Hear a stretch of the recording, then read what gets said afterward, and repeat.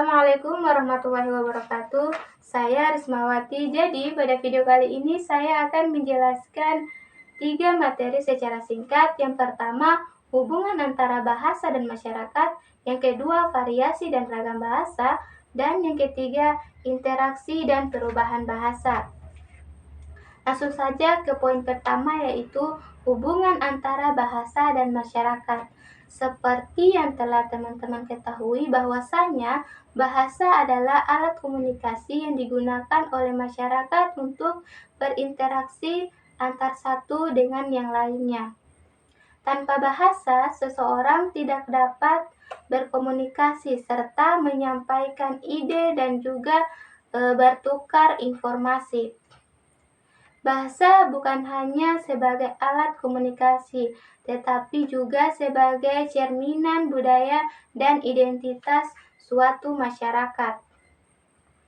Melalui bahasa, nilai-nilai tradisi dan kepercayaan suatu kelompok masyarakat dapat disampaikan dan dilestarikan. Dari penjelasan singkat tentang hubungan antara bahasa dan masyarakat, dapat kita simpulkan bahwasanya bahasa dan masyarakat itu memiliki hubungan yang erat atau mereka saling berkaitan. Lanjut ke poin kedua, yaitu variasi dan ragam bahasa. Variasi dan ragam bahasa itu adalah fenomena linguistik yang merujuk pada perbedaan penggunaan bahasa oleh penutur yang berbeda-beda, baik dalam konteks lisan maupun tulis, serta dalam berbagai situasi sosial. Variasi dan ragam bahasa dia memiliki 4 jenis. Jenis yang pertama, 1. Variasi bahasa berdasarkan penutur.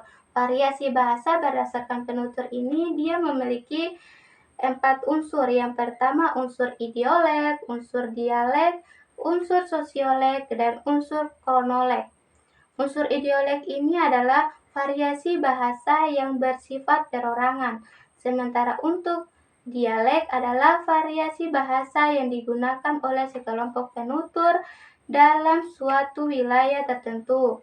Kemudian untuk sosioleg adalah variasi bahasa yang digunakan suatu kelompok sosial tertentu. Dan yang terakhir, kronoleg adalah variasi bahasa yang digunakan pada periode waktu tertentu. Jenis yang kedua itu ragam bahasa berdasarkan media. Ragam bahasa berdasarkan media dia memiliki 2 unsur. Unsur yang pertama, ragam bahasa lisan. Ragam bahasa lisan ini adalah bahasa yang dihasilkan melalui alat ucap dan umumnya bersifat informal. Untuk yang kedua, yaitu ragam bahasa tulisan. Ini ragam bahasa yang dihasilkan melalui tulisan dan umumnya lebih formal.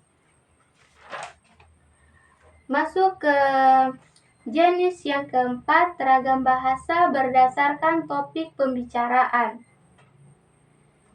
Ragam bahasa berdasarkan topik pembicaraan ini dia juga memiliki 4 unsur. Yang pertama, ragam bahasa ilmiah yang biasanya menggunakan bahasa yang formal dan baku. Kemudian ragam bahasa hukum, dia juga sama dengan ragam bahasa ilmiah karena menggunakan bahasa yang formal dan juga baku.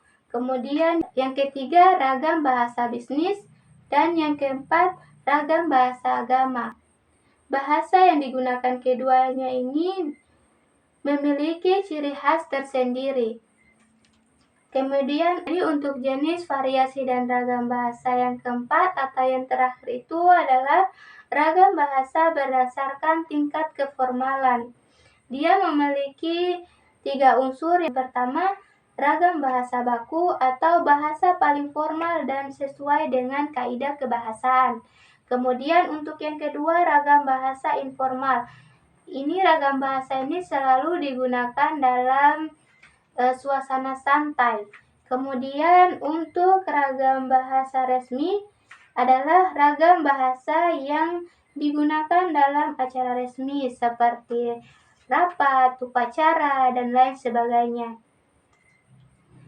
Kemudian contoh variasi dan ragam bahasa dalam kehidupan sehari-hari. Yang pertama itu penggunaan bahasa yang berbeda antara remaja dan orang dewasa. Jadi penggunaan bahasa antara remaja dan orang dewasa itu sangat berbeda. Bisa dilihat dari kehidupan kita sehari-hari. Kemudian yang kedua, penggunaan bahasa yang berbeda antara orang yang berpendidikan dan tidak berpendidikan. Yang ketiga, penggunaan bahasa yang berbeda antara pembicaraan di warung kopi dan seminar ilmiah. Biasanya kalau bisa kita lihat di kehidupan nyata, kalau di warung kopi itu dia selalu menggunakan bahasa yang santai. Tapi kalau di dalam seminar ilmiah, dia selalu menggunakan bahasa yang baku dan formal. Jadi itu tadi penting bagi kita untuk memahami variasi dan ragam bahasa untuk memperlancar komunikasi antar penutur yang berbeda, menghindari kesalahpahaman dalam komunikasi, dan dapat membedakan konteks penggunaan bahasa dalam berbagai situasi, serta menghargai perbedaan bahasa dan budaya dari masing-masing masyarakat. Kita lanjut ke poin yang terakhir, yang ketiga, yaitu interaksi dan perubahan bahasa. Jadi interaksi sosial mempengaruhi perubahan bahasa, dan sebaliknya perubahan bisa terjadi secara internal dan struktur bahasa. Sekarang kita masuk ke poin yang ketiga, yang terakhir, yaitu interaksi dan perubahan bahasa. Jadi, interaksi sosial dia mempengaruhi perubahan bahasa, dan sebaliknya perubahan bisa terjadi secara internal dalam struktur bahasa itu sendiri atau eksternal akibat kontak dengan bahasa lain. Kita masuk ke poin yang ketiga, yaitu interaksi dan perubahan bahasa. Jadi, interaksi sosial mempengaruhi perubahan bahasa, dan sebaliknya perubahan bisa terjadi secara internal dalam struktur bahasa itu sendiri atau eksternal akibat kontak dengan bahasa lain. Bahasa membentuk interaksi. Bahasa juga berperan dalam membentuk interaksi sosial. Cara kita berbicara, pilihan kata, dan gaya bahasa dapat mempengaruhi bagaimana kita berinteraksi dengan orang lain dan bagaimana kita dipandang. Kemudian perubahan bahasa ini dia memiliki dua unsur. Yang pertama unsur internal dan unsur eksternal. Unsur internal ini adalah perubahan yang terjadi dalam situasi bahasa itu sendiri, seperti perubahan bunyi atau fonologi, perubahan bentuk kata atau morfologi, dan perubahan susunan kalimat atau sintaksis. Kemudian perubahan bahasa eksternal terjadi akibat kontak dengan bahasa lain seperti peminjaman kosakata dan pengaruh struktur bahasa lain. Kemudian ada juga faktor penyebab perubahan bahasa. Yang pertama itu kontak bahasa atau interaksi antar penutur bahasa yang berbeda dapat menyebabkan saling mempengaruhi. Kemudian yang kedua, faktor sosial. Umur, jenis kelamin, tingkat pendidikan, dan pekerjaan dapat mempengaruhi penggunaan bahasa dan menyebabkan variasi bahasa.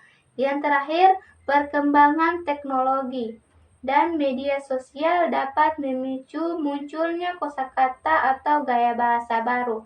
Itulah faktor-faktor penyebab perubahan bahasa. Sekian dari saya penjelasannya.